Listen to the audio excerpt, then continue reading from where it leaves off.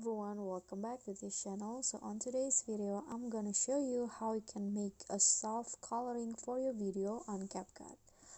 So in here you need to prepare your clips and go to adjust and use the settings. So first click on a contrast and lower it into -15, and then saturation -8.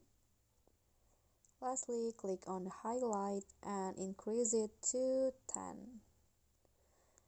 And then click on the filter, find mono, then select the black forest effects filter and then lower it into 40.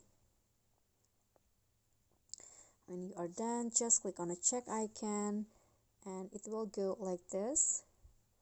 The next step is you need to go to the video effects, click on the lens and find the edge glow effects.